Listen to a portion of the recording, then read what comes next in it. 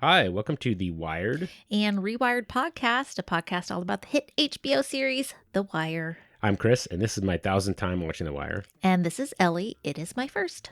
If you're new to the Force or a longtime veteran, we think you'll find something here to enjoy. Today we're covering Season 2, Episode 5, Undertow, and we start, as always, by popping a recap. Before I say this, I'm going to continue to use the Apple TV ones, but man, these are really detailed. Yes. So I don't know. We were making a joke. If you've been with us for a while, you learned that the HBO Max ones was like one Terrible. sentence. I guess because they're like, hey, you're already here. Yeah, you already here. paid for the product, whatever it doesn't make. Well, anyway, Ziggy loses his prized Camaro to drug dealers who aren't buying his alibis about not paying up.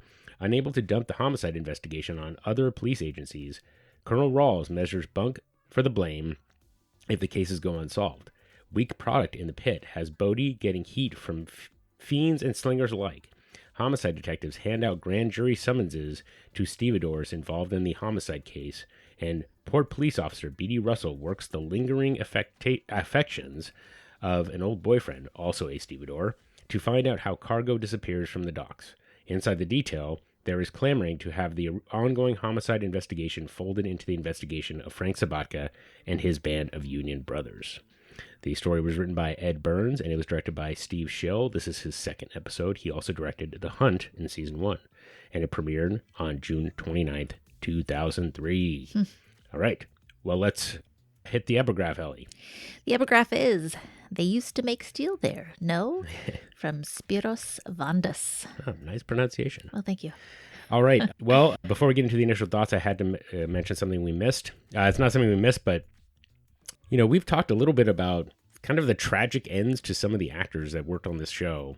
And we sung the praises of Leslie Elyard, who played Detective Kevin Reynolds, who was, I learned this week that he actually died in 2023. He had complications of arteriosclerotic cardiovascular disease, and he died at 46. Oh. Which means that when he portrayed Kevin Reynolds, he was only like 23, which I just think is kind of amazing. So just a really, it's obvious. Young to pass away from some kind of a heart condition. Yeah. I mean, I think that might have been what was involved in Lance Reddick's death as well. I think he was related. So just really sad. But, from the brief bio I read in the Detroit News, he sounds like he was a wonderful person, very good man. So rest in peace, Mr. Elyard. Rest in peace. We really do applaud your performance in the show, and you were great. He was only 23. That's kind of amazing when you portrayed him. So really good stuff. So, all right, sorry to start off on a bad note, but did want to give respect where it was due. Okay, so any initial thoughts on the recap or on the episode, Ellie?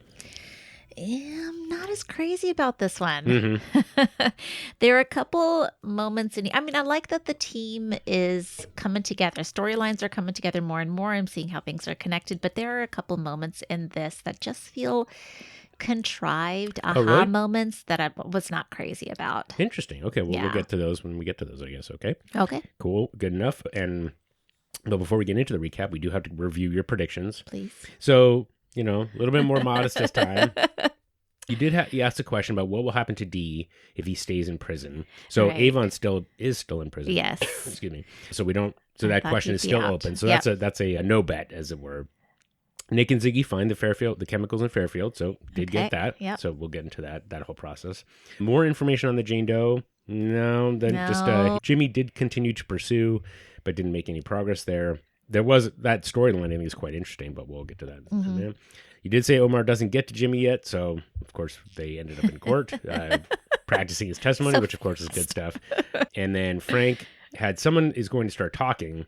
So not only is nobody talking, but they're like actively. So if you thought that I was looking ahead in any of the episodes, clearly I am not, because these predictions were bad. Don't worry, listener. I don't trust her. She's throwing me off the scent. Believe me. No. And then the detail gets upbeat on something. So they're making some progress there. Herc was especially hilarious this time. And one more bumper sticker. So got that one. So good job on the bumper sticker. So that's it. Before we get started, any questions for you? No questions for this one. Yeah. Well, why don't you just start ripping this episode apart since you clearly start tearing it Yeah, to just pieces. okay. All right, well, here are my storylines for today. So I've got Ziggy and Frank are backed into corners, so we'll talk about that. The detail, the team is back mostly by the end. We have Bunk and Beadie's dead ends in their investigation. McNulty gets his guy, but not his girl. And crappy drugs make cranky junkies.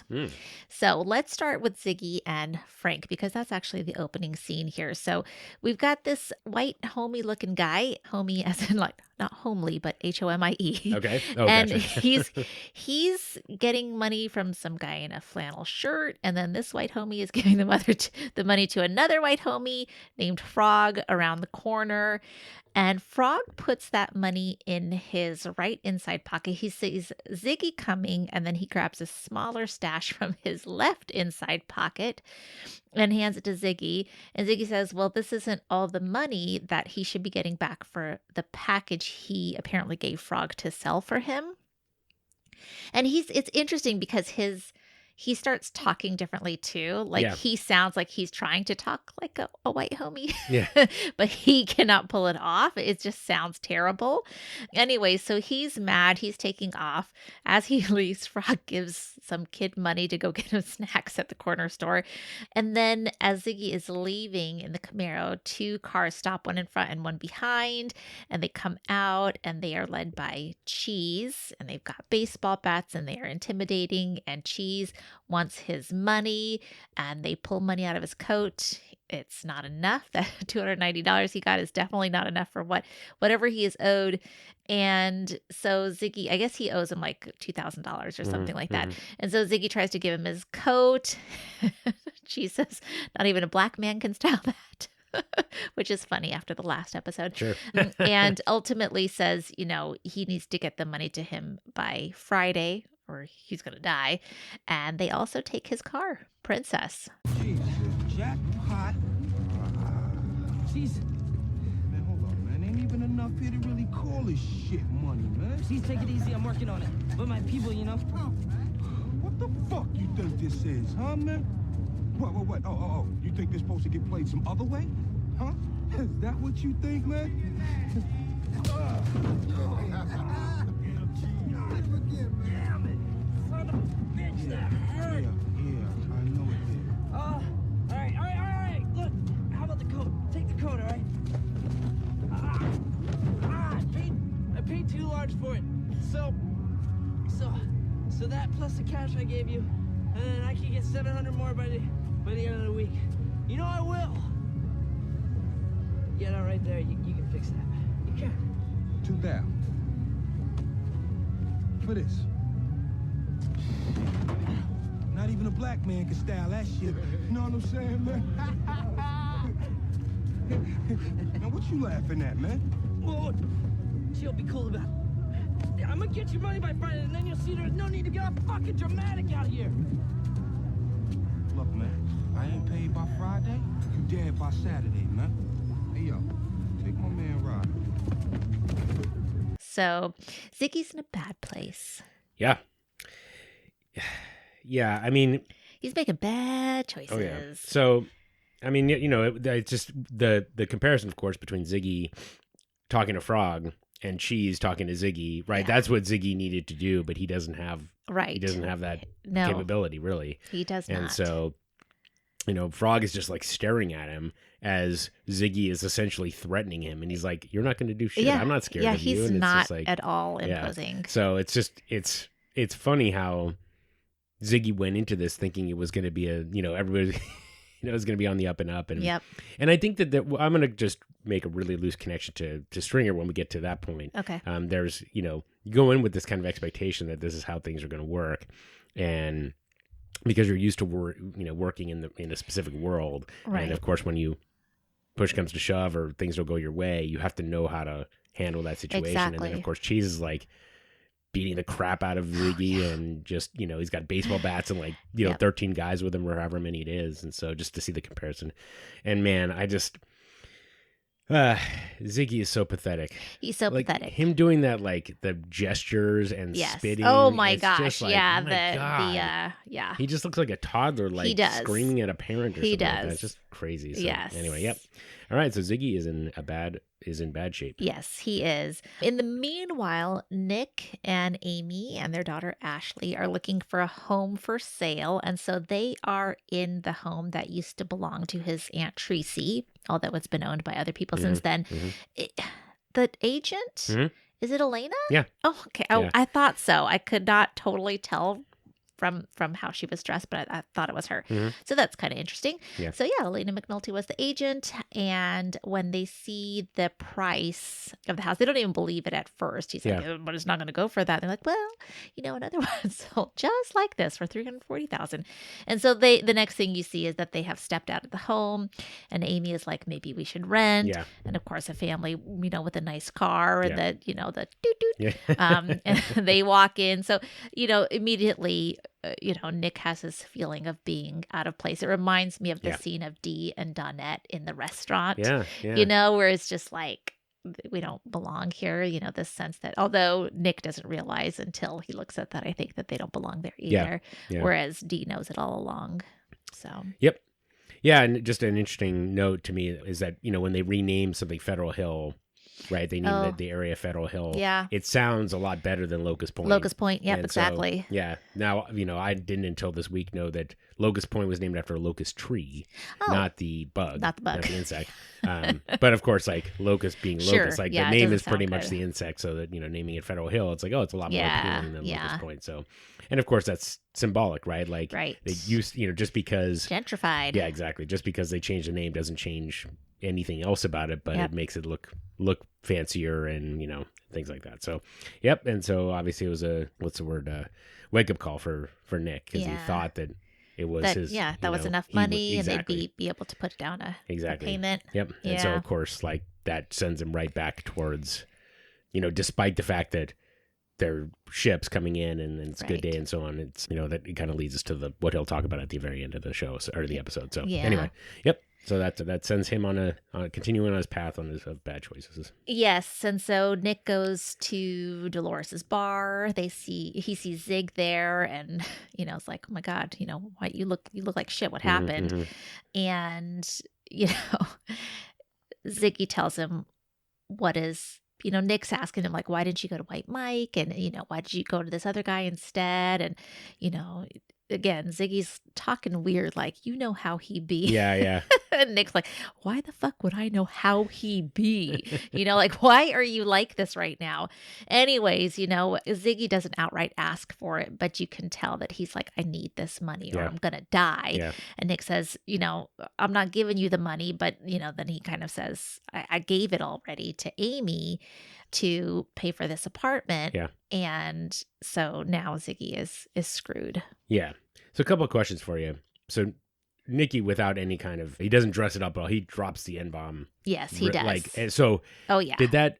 They both do. Yeah. Did he? I can't remember. I'm sorry. Yeah. Did Nick do that? I can't remember. But in any case. Yeah, I think so. Okay. Well, in any case, but so I wasn't sure if, like, at this point, is that kind of consistent with, it didn't really throw you off because you're like, no, I just kind of, this is the way it is. Yep. Okay. Yep. And then here's a question. I can't answer this, but I'd be interested to know what your perspective is. Why is he going to Nick instead of his dad? I don't know. Okay. I mean, like, I wondered about that too, because really all I see from his dad is like, like the slap across the head. Yeah. And then whatever, and then acquiescing to whatever Ziggy ultimately needs. Like, clearly that's how he's been getting along all this time. Mm-hmm. So I don't know. I thought about that too. Like, why would he go to Nick first? And maybe he just, really wants to prove himself and not. But yeah. Okay, so you but it wasn't clear to you. It wasn't clear to me, except that he just doesn't want to seem like an idiot to his dad any more than he needs to. Yeah, interesting. Okay, yeah, I mean, even with the hindsight of the entire season, it's still like not clear. But I'm interested to know what a fresh perspective is. But it doesn't seem. I mean, other than like you don't want to look like a fuck up to your parents, I guess. Exactly. Right? Okay. Yep. Yeah. Okay. Little Pages, by the way, is a real place. Okay. It's, Little Pages. It's just a furniture store. So anyway, yeah. So okay. I was wondering about that. I thought that was a person. Okay. Little Page. Yeah. All right. Well, Nick is now talking to Spiros, and he tells Spiros, hey, our guys have been summoned by the grand jury. We'll talk more about the summoning process when we get to Beadie and Bunk. Anyway, Spiros says they're not going to find anything. It's a dead end. We're taking care of everything. There's nothing for them to find. There's nothing to worry about.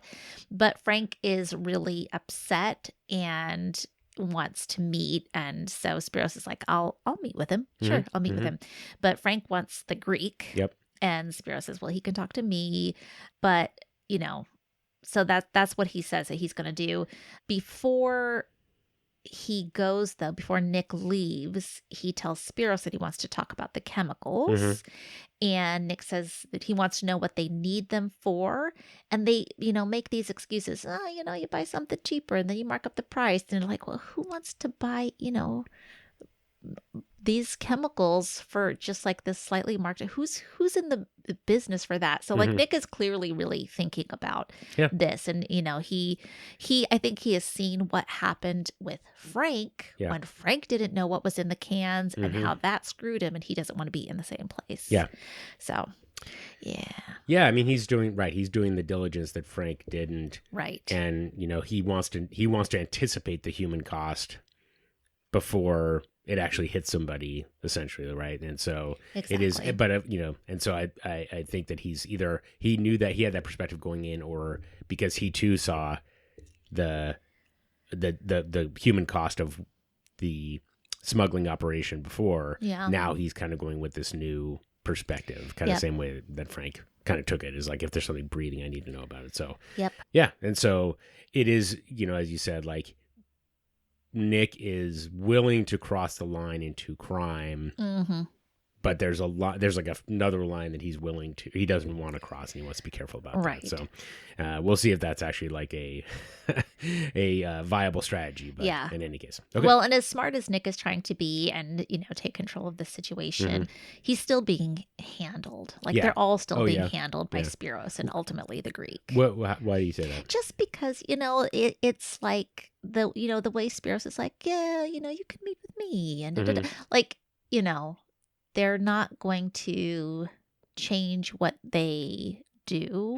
We see later, like, it's not going to be the Greek that comes out, and as long as there's enough money, and I don't know, I just feel like they know that they have the upper hand on these guys and have control of the situation. So like, as much as Nick tries to figure out what he can and be in charge, like, when it comes down to it, he'll end up being a fall guy. I mean, I'm not predicting here, but I'm just saying that's the situation. Okay. Yeah. Okay, well, let me see here. I think it is, Nick, and I think it's Lala. I'm not totally sure. That's okay. Still figuring out all the dock workers. Sure. They go visit Cheese, and they ask very nicely if they can have Princess back so that Ziggy can sell it for the money that he owes them. He's like, I'll make him sell it. But it's not going to work out because we see the car's on fire. Maybe tell Cheese we're here. Yo, Cheese, white boy. Yo, man.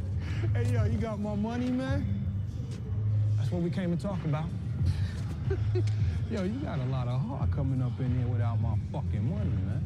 Yo, man, we thought maybe we could work something out so you can get what's yours. How you plan to do that? You give the car back. I'll get him to sell it off. Camaro with a 350 in it, it's got to be worth more than $3 grand. That's right clever. Right clever, I got to say.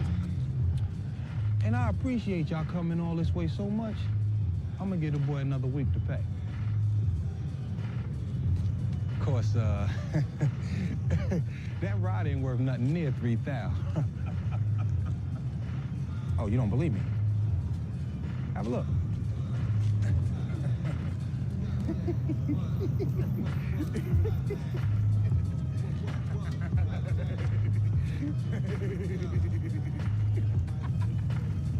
Yeah. So that sucks. But he does get an extra week. Yeah. So there's that. Yeah. Now there's an extra week before he might possibly die. And Nick then catches up with Ziggy and sort of gives him the good/bad news about the extra week and the state of the car. Yep. So the most prominent question is, like, what did you make of the license plate frame? Did you wait, see what does it say? Remind me. It said happiness is being Ziggy. Yes.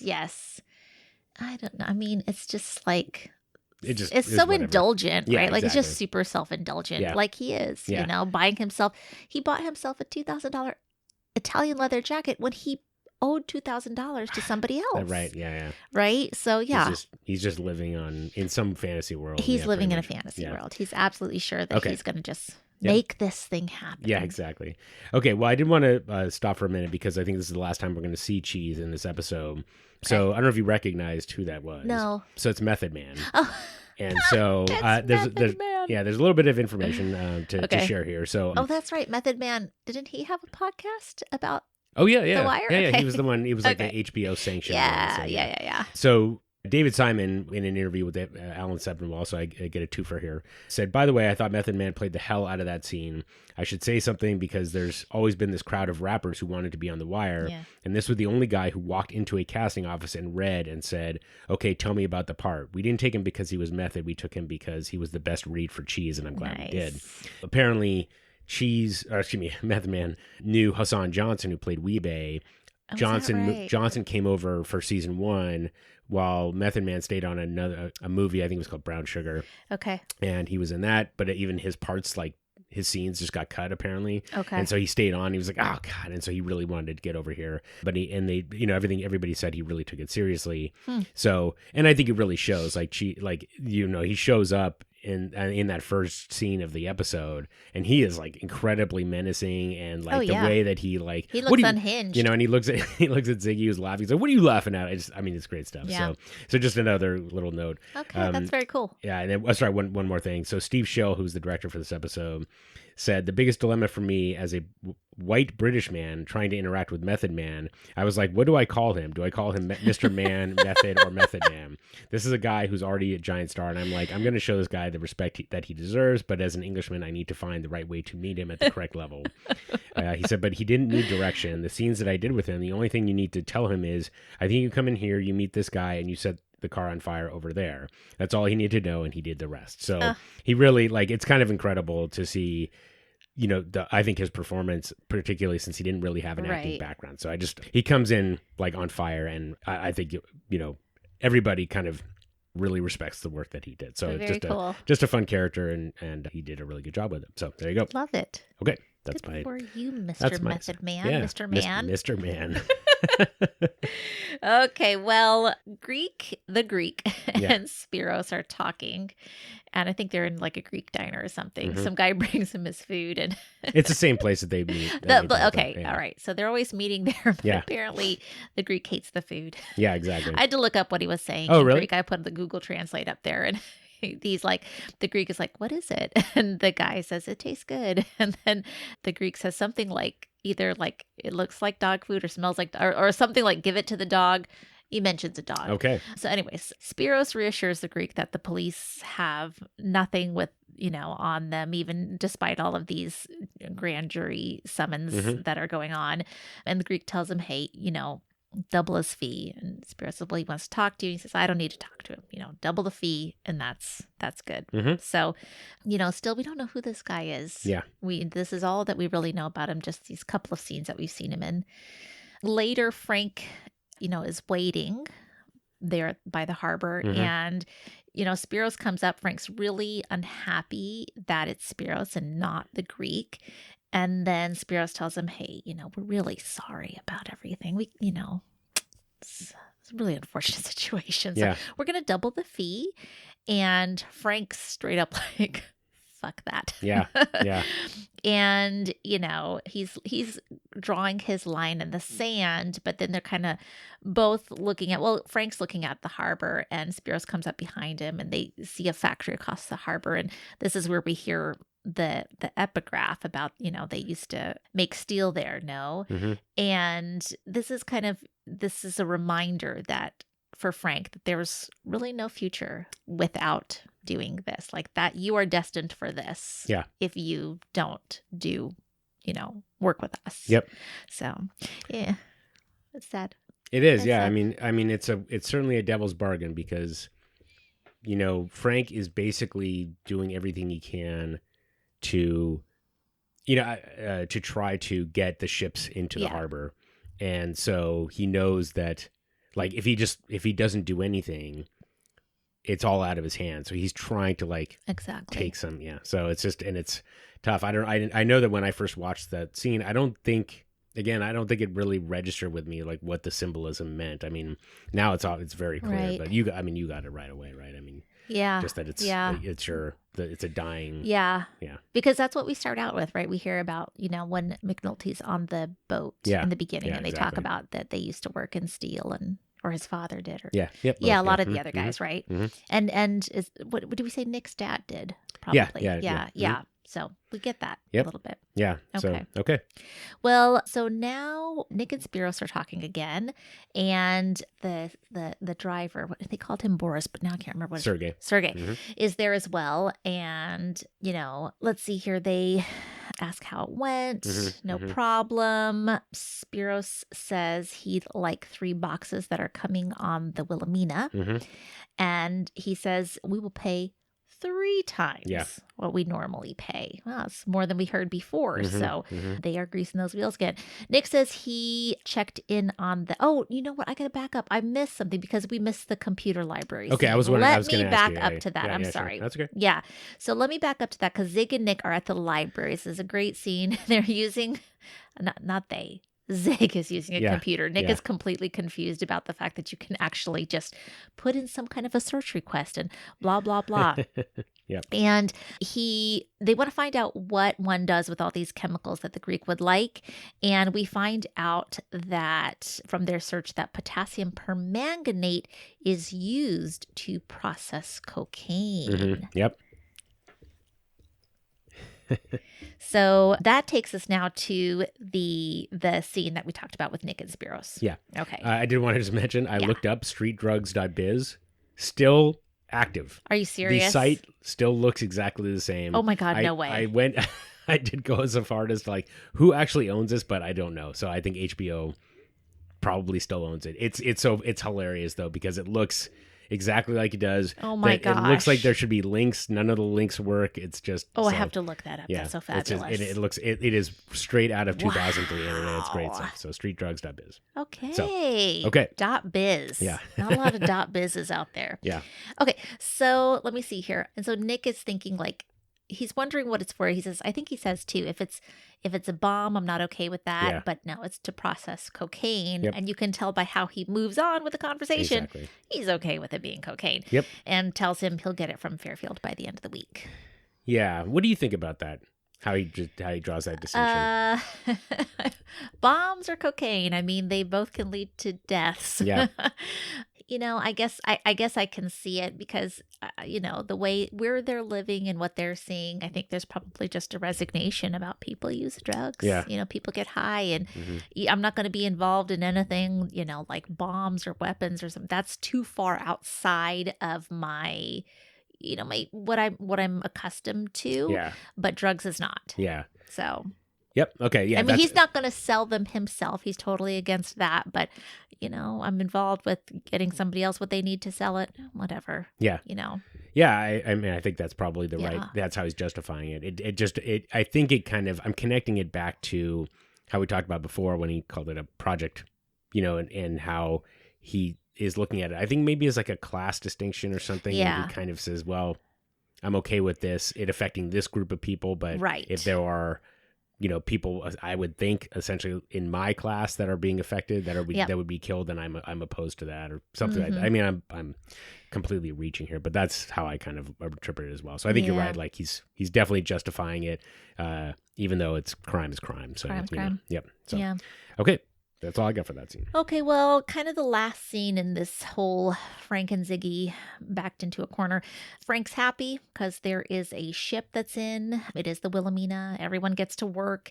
And then Nick passes Frank a note about which cans they need for this, thing with the Greek. And he also says that it's that he was told to tell him that it's 3 times the rate now. Mm-hmm. And so Frank says, get Horseface down there to work on the Wilhelmina. Yeah. But Nick says, like we got a ship today, but the writing's on the wall. Yep. And, Frank's finishing line there is fuck the wall. 3 rolls, 4 containers. I got all my cards up, including long numbers, and we still short. A good day. That it is. Hey, everybody works today. Even you, my little J-Series wonders, even you. Knock him down. Is Horse working the Wilhelmina today? I told that motherfucker we were done. I told him. He said he talked to you. He said it's triple rate for every can. Triple?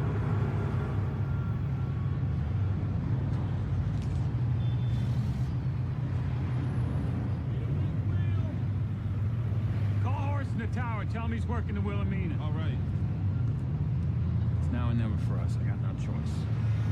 Today we got ships, Uncle Frank. Today. The writing's on the fucking wall.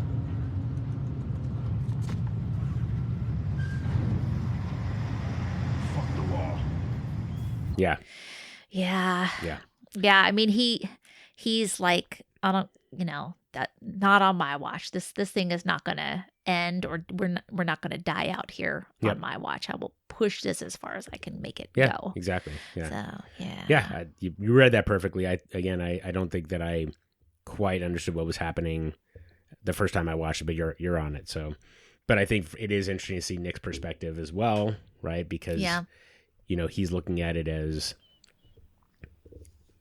today we have ships, so he's able to see a little bit further than Frank is. Yep. So, I don't know if it's just because, like, where he gets that perspective from, because, if the ships end up going somewhere else, ultimately, he's out of a job too. So, like, what's his plan? So, I don't know. Maybe it's because he's got this other, endeavor going on. Right. Whatever. So, anyway. Okay. Well, shall we move on now to the team? Okay. The detail. They're back, almost all of them. All right, so we've got a very contrite-looking Carver standing before Daniels, and he says, "Why would you choose me after what I did?" And Daniel says, ultimately, because if I caught him once, he might be the last son of a bitch to try it twice. It's just, God, why does everything that Daniel says just gold? Gold. I love it. So good. So, Carver does look sorry enough, contrite enough that Daniels does shake hands with him and offers him the position on the team.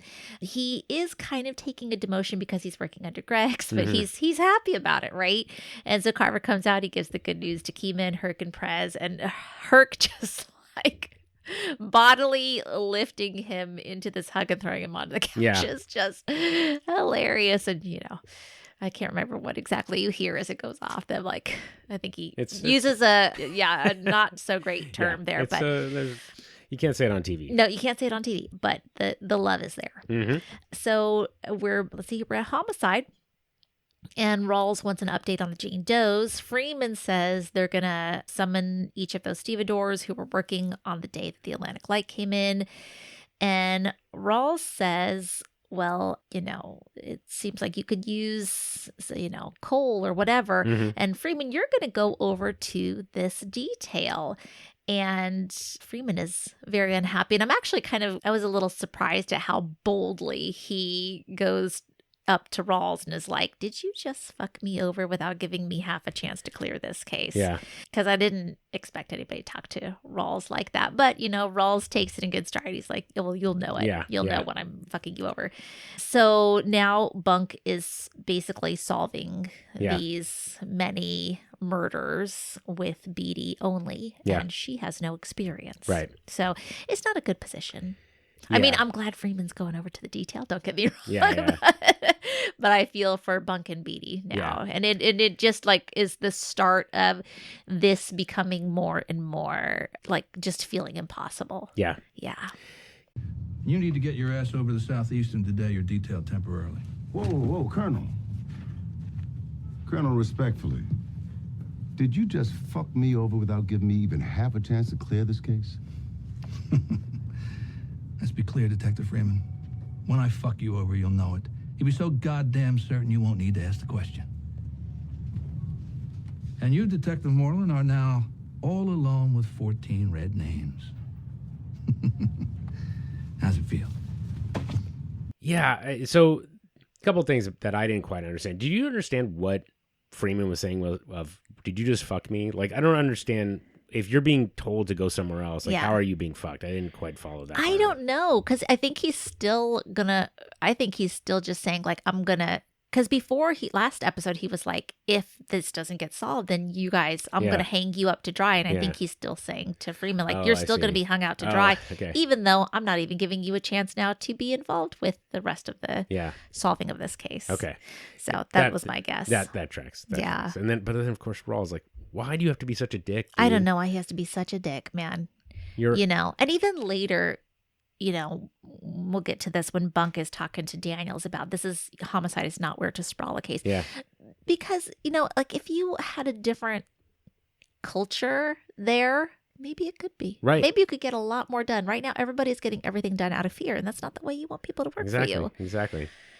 Yeah, and I mean, his motivation of like, I'm just going to like, you're already like stressed out about this, and now you're all by yourself, and I'm just going to like toss a little, I'm going to pour a little vinegar in the wound for you, just for fun. What the more fuck, like dude? throwing gas on a fire. God, what a, he is in fine form this season. Just a dickhead, yes, he's a huge dick. Yep. No moments, I mean, I haven't seen him yet, but you know, like that one moment where I saw that little glimmer when he's talking to McNulty after what happened to Kima, that's gone. Yep.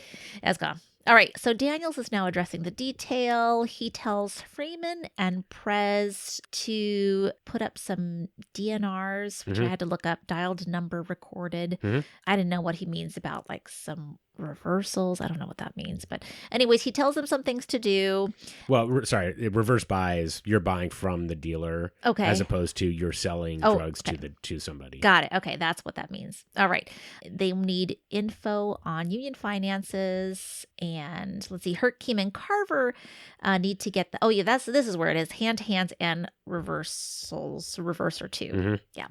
Herc points out, hey, where we are, these guys are all white.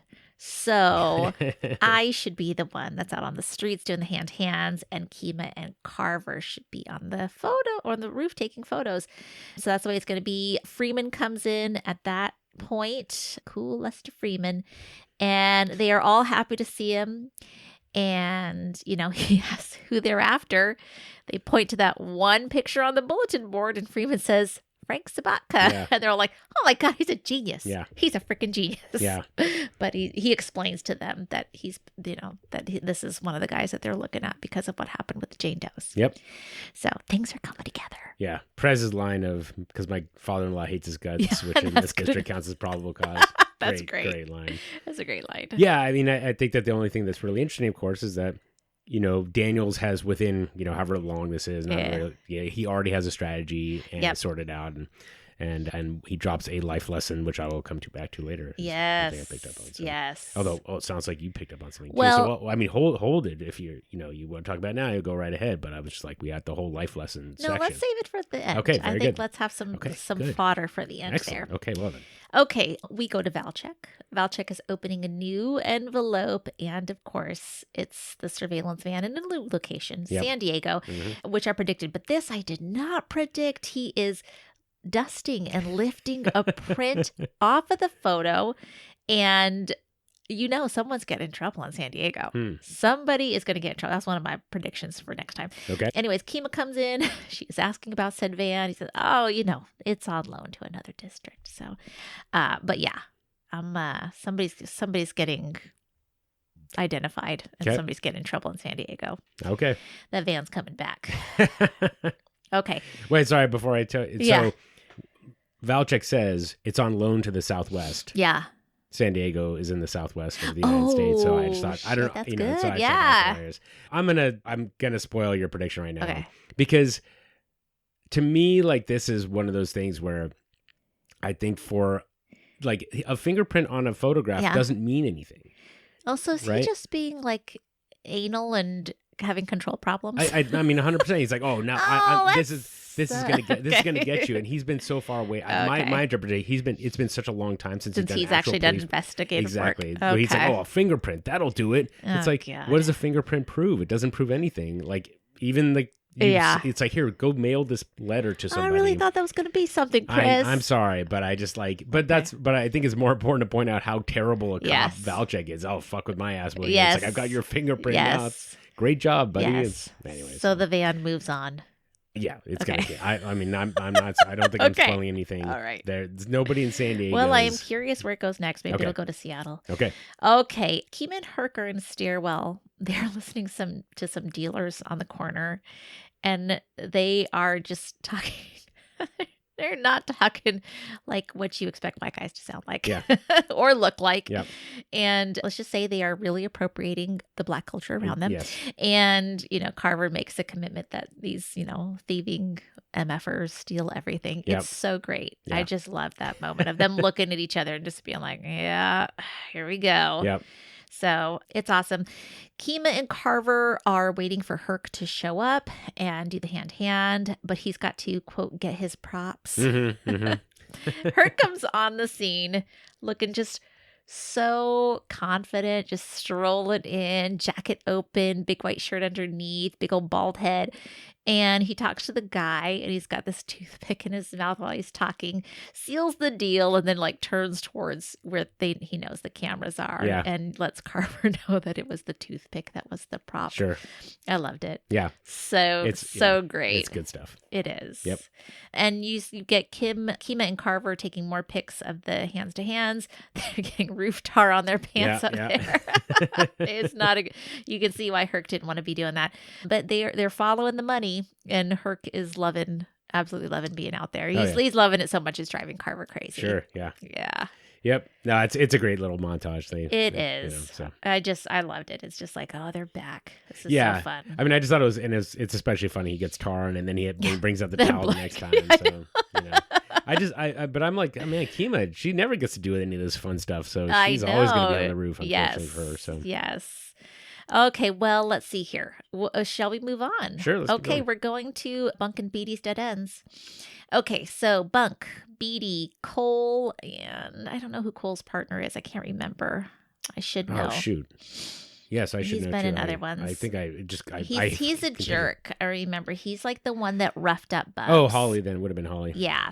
Okay, they are at the dock handing out the grand jury summons. They give one to Horseface, to Sabaka, to Johnny 50, who doesn't even get a handshake from Bunk. Yeah. Johnny 50. You go into the story of that. Sabaka in this scene, he gets on a bit of a soapbox about, why would any of us let those girls die? We respect women.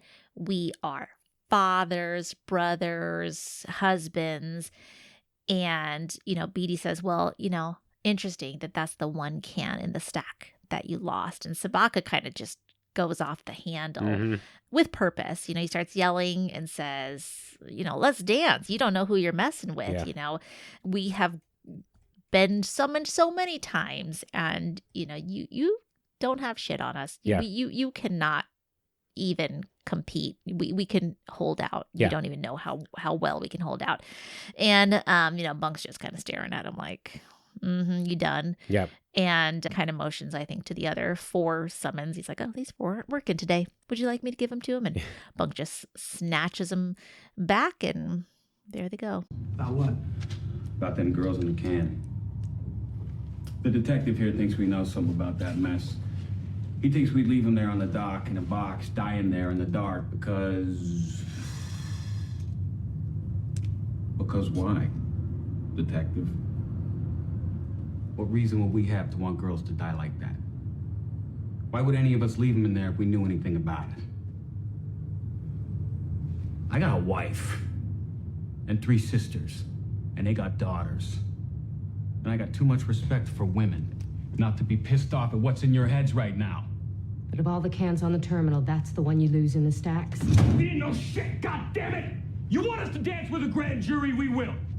What do you say, Johnny? What do you say to any question? I take the 5th commandment. And if they offer you immunity to testify against your union brothers? I don't remember. Don't remember what? Nothing. What you're forgetting, detective, is that every IBS local on the East Coast has had its ass in front of a federal grand jury 2 or 3 times already. You want to throw your summonses? Throw them. You want to subpoena our records? Shit, you don't even need a subpoena no more. Our books have been open to the Justice Department for 8 years. We're here through Bobby Kennedy, Tricky Dick Nixon, Ronnie the Union Buster Reagan, and half a dozen other sons of bitches. We'll be here through your weak bullshit, no problem. Yep. Yeah, so let me just get back to my notes. I mean, so this speech from Sabaka is one of my favorite monologues in the entire series. It is just so good. And he goes from, calm, quiet, kind of jovial, and then he just absolutely like goes to 11. It is, and it's just, he delivers it so well.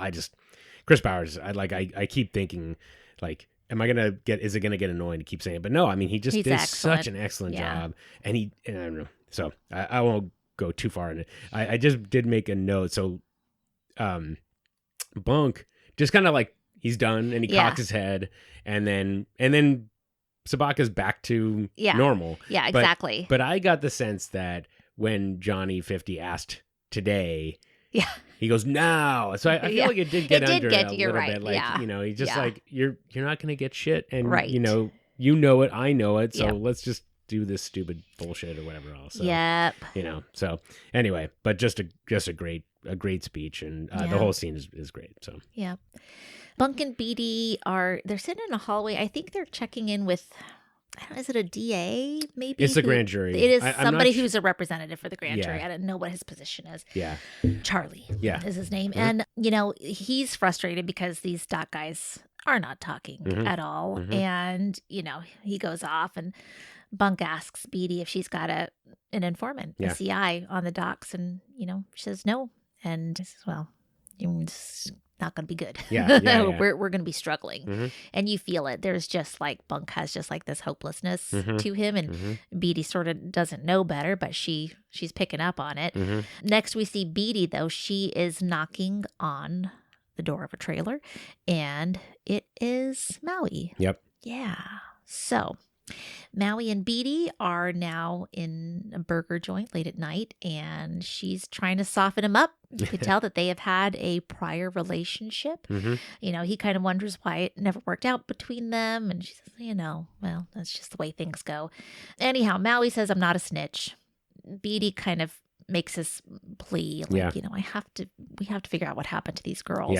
Yeah. And Maui says something like, you guys are out there running around and trying to get all these guys, but everything is right here for the taking. Mm-hmm. And this is one of the moments that just feels really contrived to me, and that I did not care for, because then her eyes light up. The computer. Yeah. Why? We never thought about this newfangled device, the computer, before. Might have some information. So I did not like that. That just felt like such a reach for me. But anyways, the computer, becomes an idea. And we next see Beadie and Bunk talking to the port manager. Mm-hmm. They get taken inside. They want to know more about how the computer is being used to keep track of all the cans. Sabaka, wheedles his way in there real quick, and, just is like, well, yeah, it should be a fail-safe system, but we have all of these problems with the stacks blocking radio waves, and then there are errors in entry because you've got fingered gloves and it's so cold, and just glitches in the system. We lose cans all the time. Mm-hmm. So you're gonna see that, and you're gonna think that they were stolen, but this is just the job. This is what you see on the computer is not going to be that helpful. So so you get the feeling that, oh, maybe that's a dead end. Maybe the computer is not going to be helpful after all. Mm-hmm. So, yep. I think your point is right, which is about it being contrived. I mean, I think that there's one interesting kind of change for me was Maui starts off as this real asshole. Yeah. But when she appeals to him about, like, I could show you pictures of how they died, he turns a little bit. And he does. And I think that for him, I don't know, I kind of look at it as like, no, he's not really. Like, he's being an asshole to Ziggy. But guess what? Ziggy's an asshole. He deserves it. He's getting what he deserves. Yeah. And so, so for Maui, there was that turn. And which I kind of look at it as like, he wasn't really snitching, but he's like giving her the breadcrumbs to follow. Exactly. And so he's not telling on anybody, but he's also not turning her away. Yep. So, I think that there's something that I would agree 100% that there was probably a better way to write that. Yeah. Where you're like, look, nothing gets thrown away anymore. Right. And just leave it there as opposed to like the computer. The computer. Yeah. So, but on the other hand, like, I think for her to be, to kind of that appreciation moment, I also feel like had some value to it, you know. And so anyway, I get your point.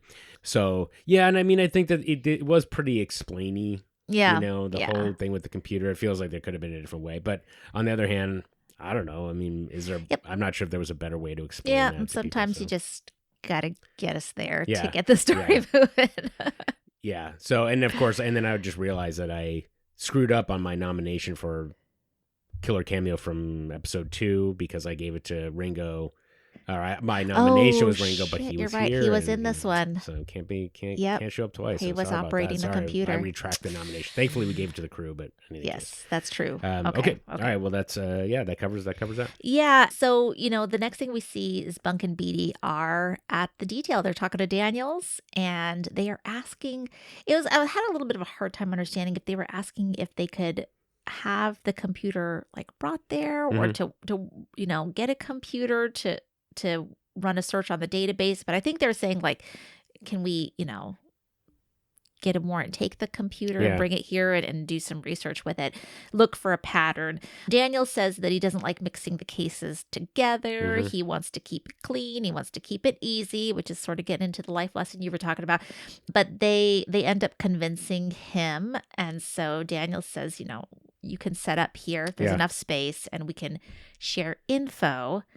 Unless, of course, you find a suspect. Right. ... Yeah. So. Yep. Yeah. So, okay. So you said you didn't follow. I was a little confused about what they wanted to do there. So my understanding is that they would need a warrant. To actually track what's going on the computer. Okay. I think that's, and so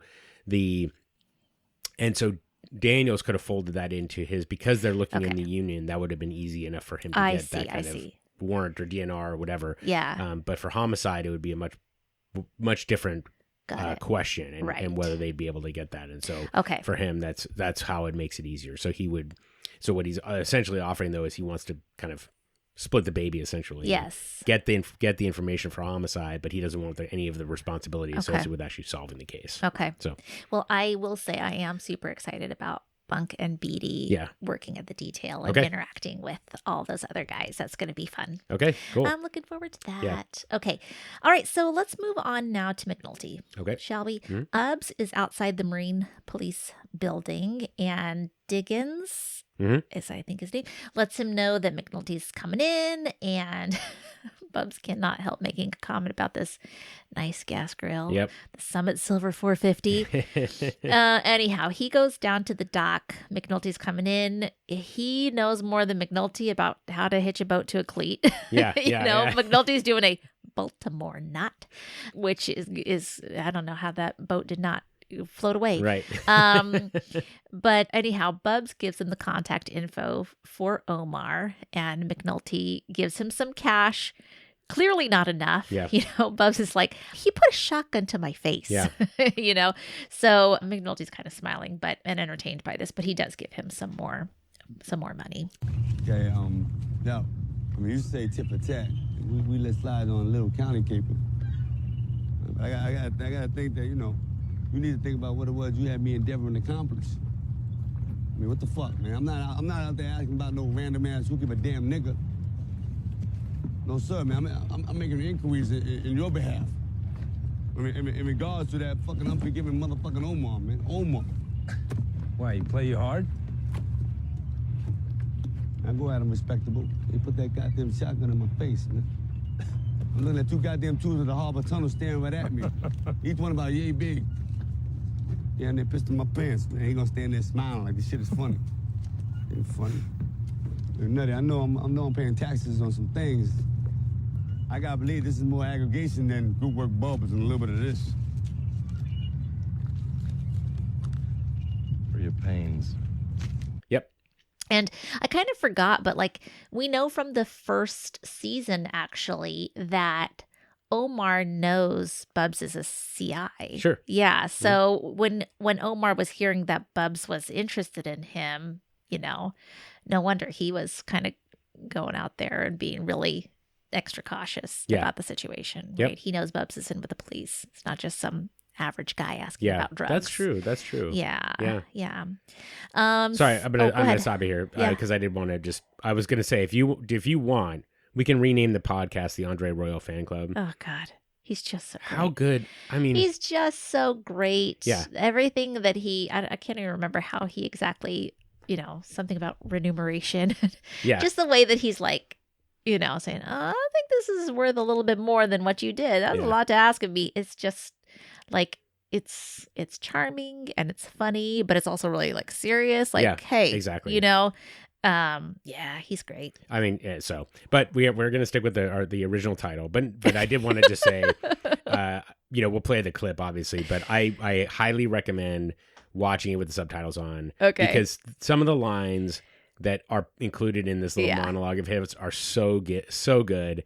And it's just, it's just so funny. And in a weird way, like, I kind of compare it in my head to the Chris Bauer Sabaka monologue. It's like, it's somewhat substantial. Right. And yet it feels very kind of both lighthearted, as you said, lighthearted, but serious. It's really quite something. And it so is. just a terrific scene. And of course, like, he was scoping the barbecue, like making sure it was chained up. Yes. Just another source of some scrap metal there. Yeah. And then, Diggs comes out and he's like staring at him. He's like, so over there. Yeah. Okay. So, yeah. Okay. All right. Continue. Oh, so good. Okay. Well, next up, I love this scene. Eileen Nathan is talking with or interviewing Omar. Should I say Omar's interviewing her? Yep. She is confirming his testimony. She wants to know how he knows the size and manufacture of Bird's gun when he was so far away, because he's like 50 feet away at that moment. He says, he says, I've seen it on other occasions. Yeah. Like Bird has used that gun a lot to murder people, and he likes to show it off, Yeah. So it's pretty awesome the way that Omar just sort of calmly and coolly and with very little text or very little to say at all, commands that whole scene. Yeah. Anyways, Eileen Nathan wants to talk to McNulty alone. She says she's going to have a hard time with him on the stand. But what do you do? That's, McNulty's like, I thought he did great. Yeah. You described the weapon used to kill Mr. Gant as a .380 semi-automatic. You provided the size and even suggested the manufacturer. Australian or one of those A countries. Is that correct? Indeed. And you were approximately 50 feet from the shooter? Yes, ma'am. Give or take. Mr. Little, at that distance, how were you able to determine who manufactured the weapon? I wasn't. Then how were you able to relate that information to the detectives? Bird showed it to me. He showed you the weapon before the murder?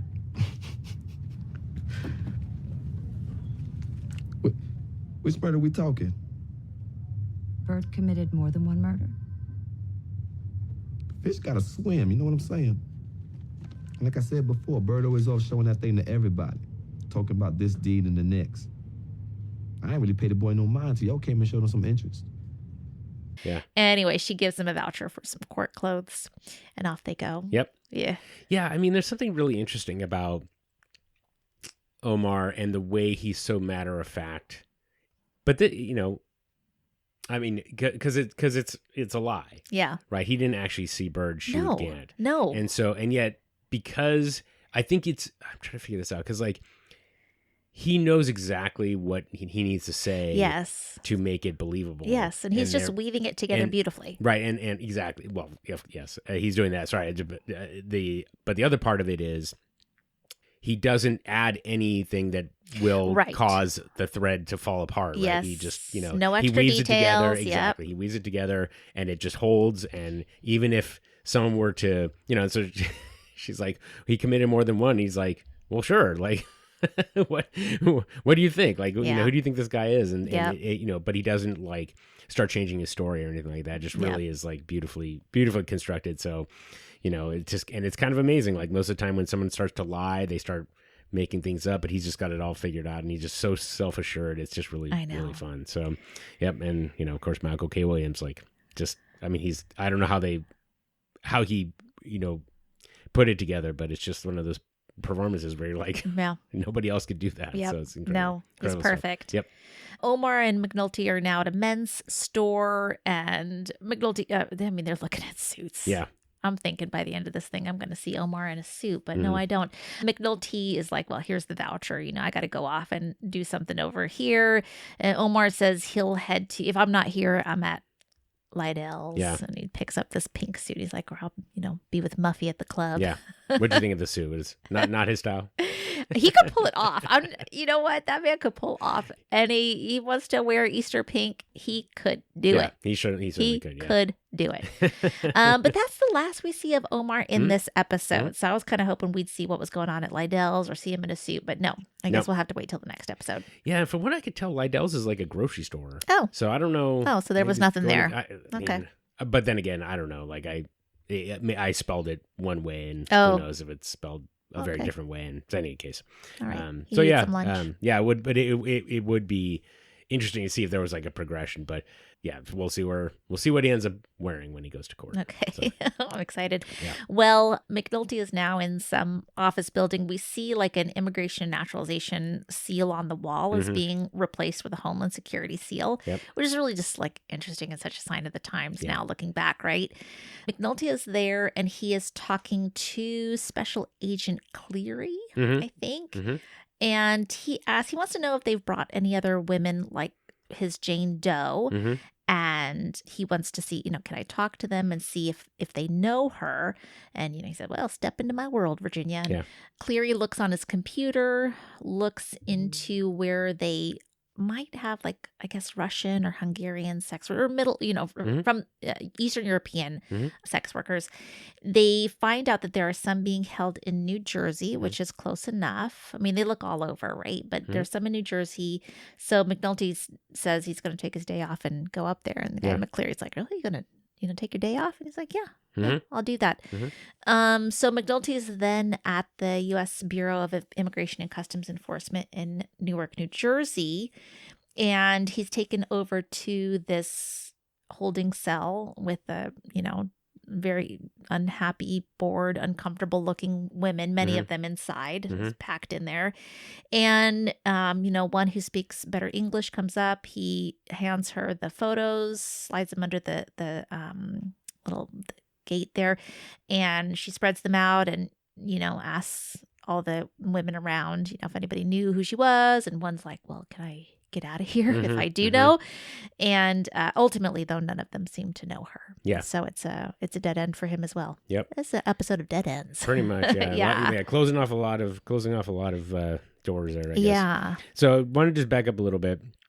So first thing was Step Into My World, Virginia. I looked into that, and it sounds like it's a reference to an editorial that was in response to an 8-year-old girl named Virginia. Yeah. Written in like late 1800s. There is a Santa Claus. Yeah. You don't know about that? Oh, okay. I'm sorry. Keep on Did going. you pick up the reference right away? Yeah, that's what I figured it was. What? Oh, yeah. Yeah. Here I am mansplaining yet again. Well, so go ahead. Well, I just know that it's a a little girl who writes in and asks if there's really a Santa Claus, and somebody who wrote, I don't know, it's an editorial. I don't remember who wrote it back, but it was in the newspaper, and it's just this beautiful piece about like magic and believing, and whether there's really this person at the North Pole. It's about the magic and what's in your heart. Yeah. Very good. So, but of course, in this, it's a lot more cynical. It's like you are living a fairy tale. You're living a fairy tale. You believe in magic. You believe that these things can happen, and they can't. Wow, I'm completely thrown off guard. Okay, Chris, get it back together because you got it's okay. So yeah, and then and I think the other part of it, though, of course, is like that. I think the women that were in the holding cell were Russian, if I understand. Yeah, correctly. that's what I thought too. So it was a real long shot that right, exactly, because we said she's Hungarian. Yeah, exactly. Yeah. And then so there was a line. It was kind of a throwaway saying they've already been deported, but some are already back. Right. Which, when we talk about like the scene or the episode holding up, it's like you're really fighting the tide when you're trying to like get people who are here illegally out of the country, because basically, if they want to get in, they're going to figure out a way to get in. Right. So, and then, it's pretty grim, but I looked up what happens when they can't ID a body. Yeah. And so anatomy board, basically they just get cut up and examined. But then there's the mass grave, which is like, I would just not recommend looking up a mass grave, but it's really, really grim. So I think for McNulty, it's just interesting for his story to, even though he didn't know this woman, he knows a victim. And I think that is his motivation. Like there was this convent back in season 1 where he wants to be the smartest guy in the room. And I think that's like a core, it's connected. Yeah. But I think for him, there's also this deeper connection to the person and who the person was, and trying to, have it have some lasting impact, not just end up in a mass grave along with, dozens and dozens of other bodies in a trench somewhere. So yeah. So. I think part of it too, though, let me know what you think about this is, like also now that he's not in homicide anymore, like proving to himself that he can do it, that he's still, I don't know, like he's still connected to that career or ability or whatever, that skill of, being able to investigate and do this kind of work. That's interesting. I mean, I think it's all the other stuff too. I really do think it's not just about, him, but I wonder if that's could be part of the Sure, yeah. I motivation. mean, and the two things kind of go hand in hand. Yeah. Right? Yeah. So, yeah, I mean, I certainly he's putting more effort in than anybody else. So that's kind of another part of him seeing if he can do it, because nobody else is doing the job for it. Yeah, that's a good point. Okay. Well, let us move on now to crappy drugs make cranky junkies. Okay. We're going to start with Sweet Dawnette coming to visit Dee with their baby Tyrell. And she's trying to make a case for him that, Stringer set him up to be in a good position, and saying that, he needs to be better to the family because he's being cold to Avon. And he's telling her, don't believe this. Don't believe this family BS. It's just the same thing. This is what they say to get you to be compliant. So, that's kind of all we have there with Dee in this particular episode. But he's still just in this sort of disillusioned time. He's not, implicating the family at all to get himself out, but he is not going to accept any of this quote unquote help from them either. Yeah. I mean, he's in an interesting kind of purgatory. Yeah, a little bit. I mean, why do you think he's telling Dawnette that? Like, what is he trying to protect her, or is he doesn't want to hear about it? I think he just doesn't want to hear about it. Yeah, that's what I think. Is he just doesn't want to be bugged by it. He's like, I made a decision and I don't want to. It's like when you make your mind up and you don't want people like trying to convince you another way. You're just like, just shut up. Yeah. I already decided what I'm going to do. Yeah. That's interesting. Okay, yeah. So he's okay. Yeah. He's seeing it like by continuing to take their handouts or charity or whatever that means he'll still be involved no matter what. Right. Okay. I think so. Yeah. So he's. Okay, so he's thinking about how he's got to start planning for being independent, essentially. Okay. Okay, makes sense. That's what I think. Okay, well, we are in the projects, and we've got someone who is unhappy with the Death Grip product, Death Grip. Who buys a drug called Death Grip? I don't know. I mean, don't you want something with a happier name than that? Oh my God, that's so scary. Okay, anyways, somebody's very unhappy with the Death Grip product, and he is complaining that the drug is crap. Yep. And then you've got some of the new youngins who, used to be Wallace and Poot and Bodie, but now we've got some new ones who Poot cannot control. Poot's more in charge now. He's not one of the youngins anymore. He's in charge down there. These youngins beat the crap out of this guy that's talking bad about this Death Grip. And, somebody calls in Bodie, and Bodie comes in. He's like, what's going on? And, Poot's like, I mean, I can't control them. They just started and Bodie says, we got to pull Stringer in and inform Stringer about what's going on here. Yeah. It was kind of interesting. Have we seen Poot? Is this the first time we've seen Poot? I think this is it. Yeah. Poot. God. What, this guy. Yeah. So, well, first of all, Stoney is the guy's name. Stoney, okay. And he's the guy walking through. Yeah. And he doesn't say anything bad about it. They just interpret it as that. Okay, So he's basically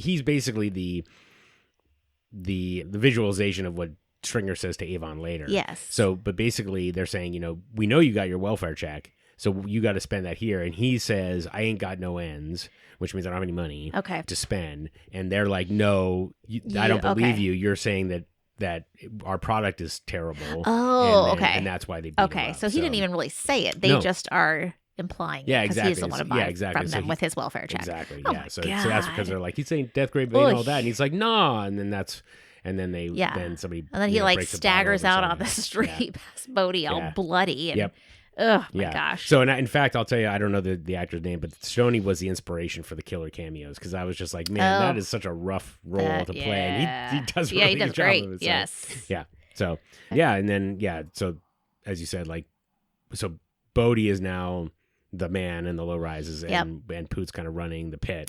And so so now you see where it's going to go next. All right. Well, Stringer is in class. He gets his paper back. It's an A-. It's not bad. Yep. And then he asks his teacher.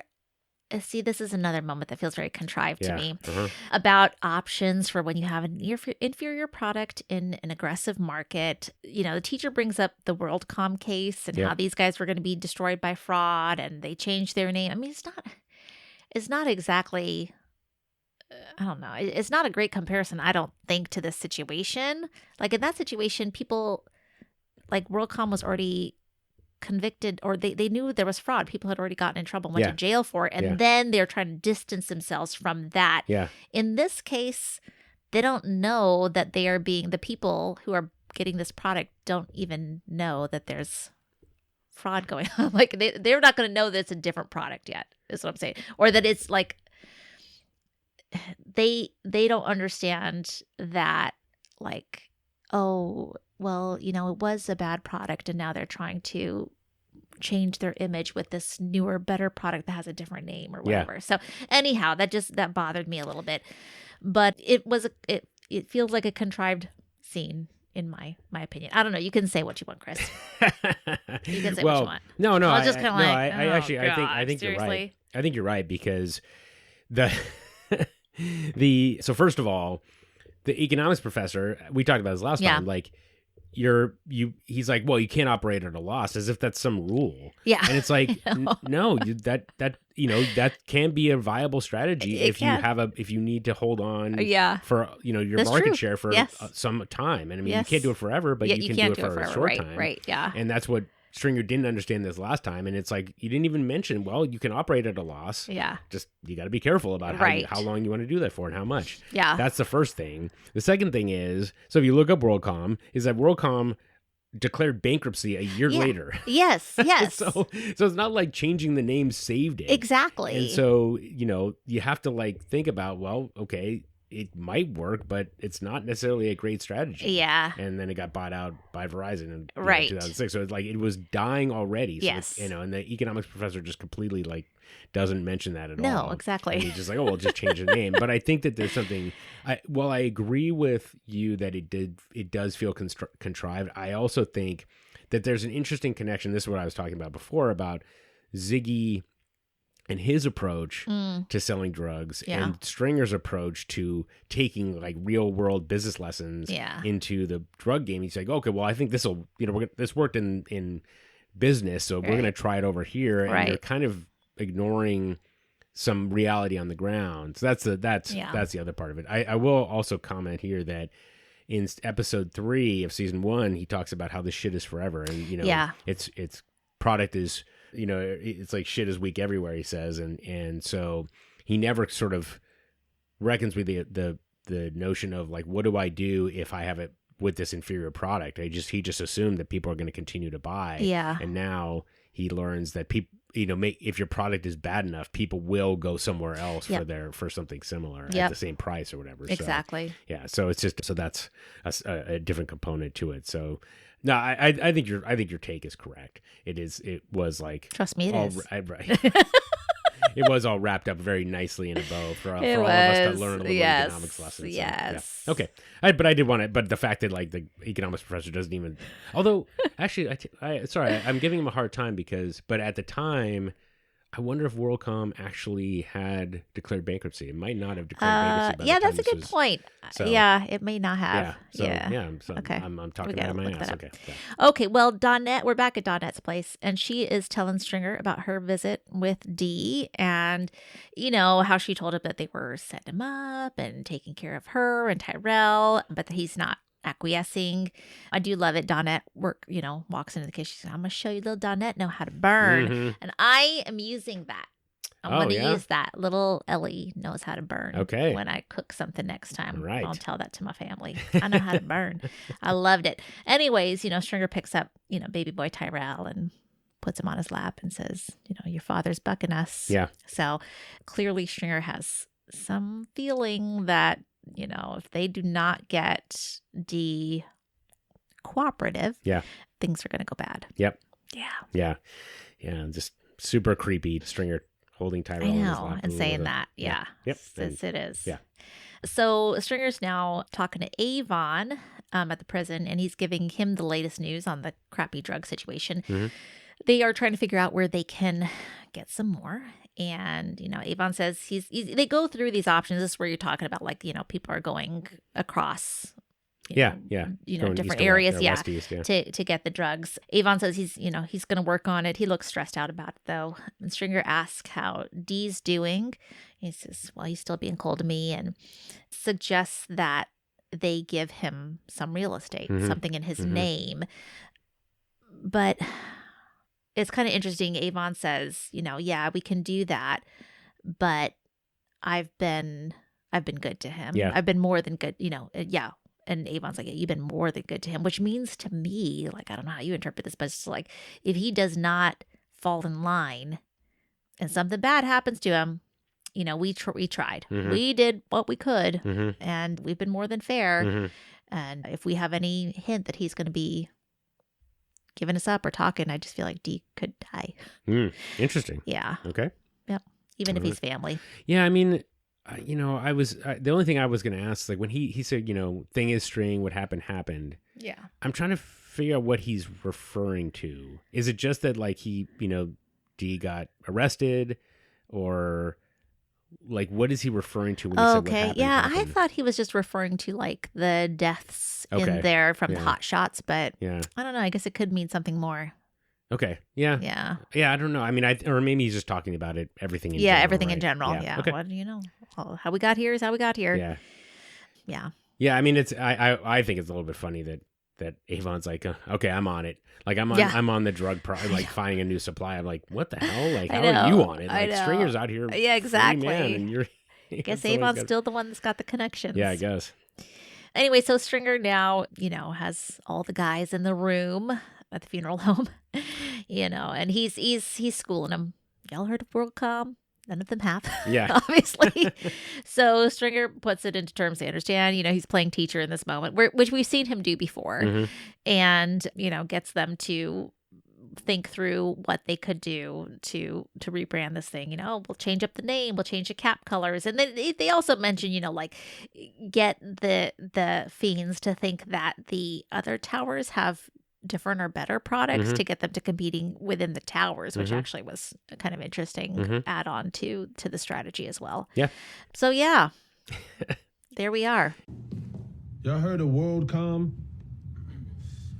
All right, let's try this. Y'all get jacked by some narcos, but y'all clean. Y'all got an outstanding warrant like everybody in here, and what do you do? What do you do? Give another name. Why? Because your real name ain't no good. All right, it ain't good, and follow through. All right, Death Grip ain't shit. You change up the name. What else? Yo, I got it. Change the caps from red to blue, right? Make it look like we got some fresh shit. Boo. Yeah. And you know what else we might could do? Give each tower its own name, right? And then we do some fake competing. So a fiend gets some bad shit from one, he go back to the other. And there's a thinking man right there. See, nigga, ain't that what the fuck I just said? Yeah. I'm going to totally, this is a total reach, but do you, the fact that Shamrock and Bodhi like we're competing for Stringer's like affection. Somebody's looking for a daddy figure. Okay. That's what I was gonna ask. That's what I just said. It's like, no. They all want Stringer's love. They all want Stringer's love. Yeah. No, okay. So yeah, that's what I was. And I mean, Yeah. I don't want to be whatever, but like, Right. we know a little bit of Bodhi's backstory. Yes, about how, exactly. so Yes. He's just funny. got his grandma. Yeah. Yeah. Exactly. So, Yeah. Yep. Okay. That's it, man. Is that up? Is that That everything? is everything. We Okay. did it all. I guess so. Wow, that was fast. I, don't know, I kept thinking like there's more to it, but you're right. So No, that's it. yeah. Okay. Well. So yeah, if that gets us to the end, then I'm trying to think if there's anything else that I missed, but no, I think you covered everything. Wow. Okay. Yeah. Yeah. I mean, it's just funny to end on that one. I think for some reason I thought there was more to it. Sorry. No, I it's should have okay. probably had that particular storyline higher in my. No, it's okay. It would have been nicer to end with like, I don't know, like maybe Daniel saying, unless of course. Yeah. You find a No, suspect. it's okay. Dot, No, dot, so- dot. Okay, well but no, you're right. So no, you know what it was is I don't know why, but I was thinking that there was some other scene on the Barksdale organization, but no, you're I don't you're on think it. so. Unless okay. I missed it. All right, well that gets us to that. So now we hit our other categories. So I have Mr. Nugget's life lesson. Yes. So you had one. Well, I thought you were. I don't have one, but I was Well, just what- tagging on to what you were probably saying about Lieutenant Daniels, Mm-hmm. and kind of. Well, it's a kind of a little bit like we've heard this before, like making the case you have. Yeah. Yeah. Okay. Yeah, I think that's right. Like if you have a case, Yeah. stick with that and try Right. to do it well. The connection that I was going to make was if you have a boss, like as Daniels, I mean, Valchik isn't technically his boss, Yeah. but he like immediately says to send Kima over to Valchik to make it clear that we're on it and buy Yeah. us some time. Oh yeah. So as a life lesson, I highly recommend that. If you Yes. got a task from your Okay, I boss see what or you're from saying, somebody yes. that is higher up the chain, like give him an update really quick. Just like, hey, here's where I am. Yeah. Got this process. Something I learned from a boss a while ago. Definitely recommend. Just hey, I'm Yep. working on this. If you think This it's going is to in come process. in late, exactly. Yes. Yeah, do it quick. I do that. Especially if you know that the guy is like super high maintenance as Yeah. Valchik is. So Yeah. so that's one. Just as a side note, the library is the shit. So use the Yes. library Yes, if you can. it is. I Amen. I wish I had known about it earlier in my life, but The library hopefully is the you shit. live somewhere where there's a good library. and Exactly. go there. Not for the internet necessarily, but for the books. Hey, and you stuff. can probably find DVDs of The Wire there. You absolutely can. That's right. You might have to wait a little bit. And then, connected back to Daniels, I did mention if you can find a mentor and hang on to that mentor as Carver is Yes, for Daniels. yes. That is also a good career move. Yes. Right. So you have to be careful because you don't want to go down with the ship. Yep. But nevertheless, having somebody that looks out for you Daniels is Yep. he gave him that advice even after Carver betrayed him. Right. And then he brings him back and he's trying to continue to coach him up. Yes. And so there's something to it. So, but the what is this one? Why did I write this one? You don't need to know someone. Oh, so I wrote down, you don't need to know someone directly to have respect. So the line, as much as I loved Chris Bauer's whole monologue, he says, I've got a wife and 3 sisters and they all got daughters. Right. As if that means you respect Yes. women You automatically. just let your I respect women, which he says He then. does. But just leave that. You don't need to bolster it with I have people in my life. That's Yes, I know some women. Exactly. It's like I actually know some. Yeah, I mean, and of course, you immediately think about when people are accused of being racist. Yes. They immediately. Well, I have a black friend. Black friends. And Yes. so anyway, so don't do that. Just say Don't no. do I that. respect everybody equally, irrespective of skin color or gender or whatever. Right. And just leave it at that. Don't Yeah. try to justify it. Otherwise, you sound a little bit like you're trying to reach for why you have Yes. why this is the right thing. I would to do. agree with that. But the last one I did want to mention is everyone has a price. Yeah. And so Frank says, I'm done. Yeah. And then, oh, no, turns out 3 times the price is the price. Just enough. And so know your price. Yeah. I mean, hopefully your principles cannot be bought. Right. So, but there might be a price where you're like, okay. So just know what that price is ahead of time. That way you're not like, oh, that sounds pretty good. Like, Yep. there was a great Calvin and Hobbes comic, which is, everybody has a price, Hobbs, and he's like, and Hobbs says, "What's your price?" And he says, $2 cold cash up front. And it's like, and Hobbs says, I don't know what's so depressing is that everybody has a price or that the price is so low. So of course, good stuff, but it's just a reminder, and I think about that whenever I see somebody selling out. So anyway, know what your price is and try not to let anybody lowball you for it. So. I like it. Okay, a lot of life lessons. This was full of life lessons. Yeah. Okay, so then killer cameos. We talked about Stoney. Yeah. And then, Stoney was good. Yeah, I mean, I really did enjoy him, but I think I might go with the entourage of women in the holding cell. Oh yeah, because they were. Yeah, man, you're looking at them. They look so depressed. Yeah, I just love. I agree. So yeah, really good job to the ladies there. So yeah, all right, so they're good gonna get it for it. So yes, okay, so I think we've covered all the callbacks.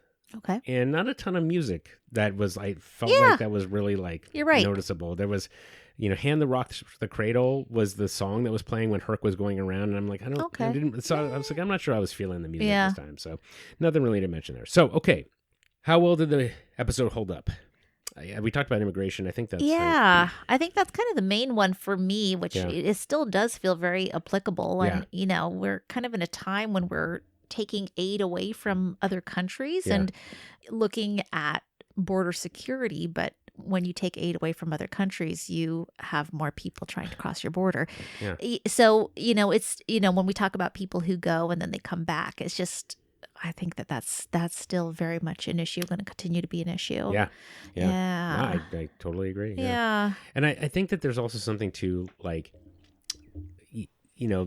There are a lot of, I feel like there's a handful of industries, that are in like that sort of blue collar sector that I think are dying. Like the coal industry is continuing to lose jobs every year, no matter what any presidential candidate says.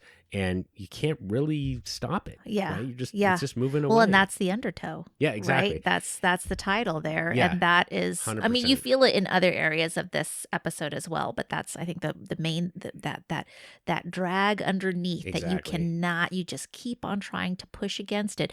And it's just pulling and it's pulling and it's pulling and it's pulling. So, yeah. You saw that in multiple different areas this time. And it really is like, that's a perfect analogy too. Yeah. Well done with that. Okay. Well, that gets us to the most important question, which is your predictions. Okay. So now look, I pushed you. Okay. I pushed you to get like 6 of them out. It's so many. So, it's so hard. I feel like, and that was on me. Yeah. I should have been, we should have taken the money off the table and run, but instead I just, no, I gotta let it ride, Kelly. Gotta let it ride. So what do you think? What do you think is happening next? Okay. I think Omar's going to have a really lovely suit. I think he's going to look great. Okay. And a very nice suit. Okay.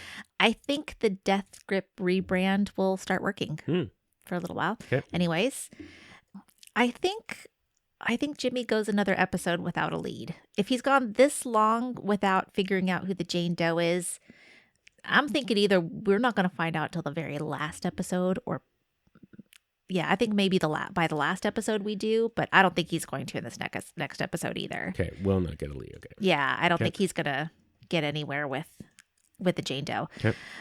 I think Horse is gonna die. Interesting. Okay. Because Nick was talking to Spiros, right? Mm-hmm. And they were like, when the summons were happening.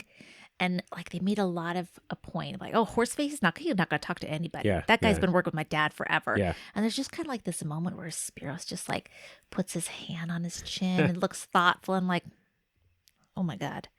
So I don't know. I feel like I feel like the writing's on the wall for Horse. I don't know if it's going to be this next episode, but I think because he was working the Atlantic Light, he's now going to work the Wilhelmina. Mm-hmm. He's being pressed by the cops, even if he is somebody who keeps his mouth shut. I wonder if Spiros is just going to be like, better safe than sorry. Let's just get rid of this guy. Interesting. Okay. So that's a prediction. And I think Ziggy will not have paid off Cheese yet. But I think, they're going to be doing this Fairfield job. So he's going to be close to having the money. Okay. Yeah. Okay.